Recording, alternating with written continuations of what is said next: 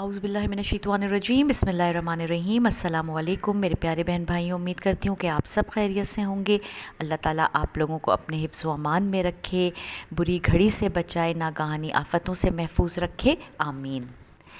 میرے پیارے بہن بھائیوں، آج کل جو حالات چل رہے ہیں نا، اس میں ہر شخص پریشان نظر آ رہا ہے، ہر ایک کسی نہ کسی پریشانی کا شکار ہے، اور بے شک آج کل حالات بھی کچھ اسی طرح کے ہیں۔ تو آپ کو آج میں ایک آیت ایسی بتاؤں گی کہ جس کا جو اللہ تعالیٰ کا پورا قرآن ہی ایک خزانہ ہے، اس میں سے یہ سمجھیں کہ ہیرا موتی ہیں، انمول ہے، جو میں آپ کو یہ آیت بتاؤں گی۔ اس سے پہلے ایک چھوٹا سا واقعہ آپ کو اس آیت کے حوالے سے بتاتی ہوں کہ ایک ہندو تاجر، ایک انڈین بزنس مین، آج بھی ان کی کنسٹرکشن کمپنیز اور بہت بڑا بزنس آج بھی انڈیا میں قائم ہے، سبھاش یا سبھائے کے نام سے۔ ان کا کہنا تھا، ایک جگہ انہوں نے بتایا کہ میرا کاروبار بالکل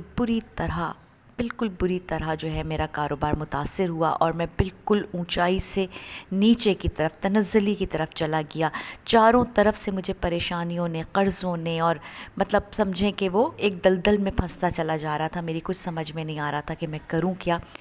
تو اس دوران میں ان کے ایک مسلمان دوست سے ملاقات ہوئی، اور ان کے اس دوست نے ان کو یہ آیت بتائی اور کہا کہ آپ اس آیت کو اپنے گھر کے باہر، اپنے گھر کے اندر، اپنے آفس میں، ہر جگہ اس آیت کو لکھ کر لگا لیجئے، اور پھر دیکھیے۔ ہندو تھے، کس عقیدے کے ساتھ انہوں نے یہ عمل کیا، اور وہ آیت انہوں نے اپنے آفس میں، اپنے گھر میں، گھر کے باہر، گھر کے اندر، ہر جگہ اس آیت کو انہوں نے لگا لیا۔ تھوڑے دن کے بعد ان کا کہنا ہے کہ میری سمجھ میں نہیں آیا کہ میرے حالات کس طریقے سے بدلنا شروع ہو گئے، ایسے میرے لیے آسانیاں پیدا ہونا شروع ہو گئیں کہ جہاں سے جو کام رک رہا تھا وہ اس طرح سے بند دروازے کھلے کہ میں خود حیران رہ گیا، اور یہ ساری جو برکات تھیں وہ اس آیت کی تھیں۔ لیکن افسوس یا بدقسمتی کہہ لیجئے کہ وہ ہندو کے ہندو ہی رہے۔ اللہ تعالیٰ ان کو ہدایت نصیب فرمائے، اور وہ اللہ کے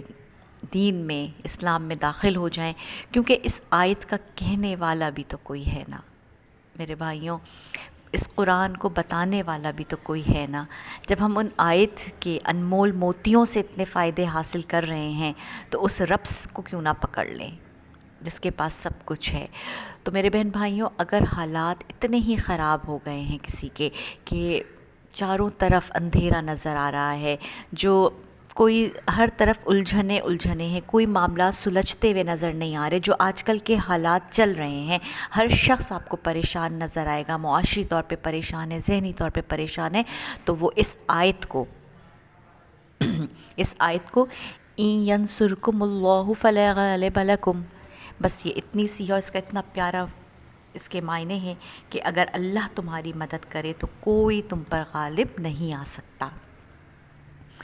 اس آیت کا طریقہ یہ ہے کہ آپ خود یا تو کسی بہت اچھے صاف ستھرے پیج پر اس کو لکھ لیجئے،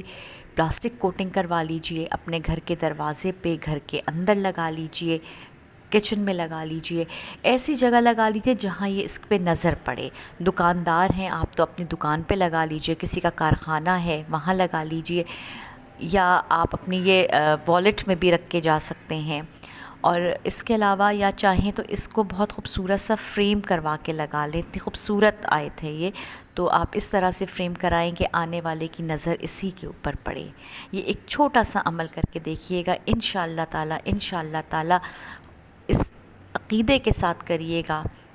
کہ میرا رب ہر چیز پر غالب ہے۔ بے شک اگر میرا اللہ چاہے تو ہمارے لیے کوئی کام مشکل نہیں ہے، ہمارے لیے آسانی کے دروازے کھولنا اللہ کے لیے کچھ مشکل نہیں ہے۔ انشاءاللہ تعالی اللہ تعالی ہمارے اس چھوٹے سے عمل کو اپنی بارگاہ میں قبول فرمائے، اور اللہ تعالی ہم سب کی دعاؤں کو قبول و مقبول فرمائے۔ ایک دوسرے کے لیے دعائیں کریے، حالات بہت خراب ہیں، ایک دوسرے کے لیے دعائیں کریے، بہن بھائیوں کے لیے کریے، اور آخر میں میرے بہن بھائیوں شرط وہی ہے کہ نماز کی پابندی کیجیے، استغفار کی کثرت کیجیے،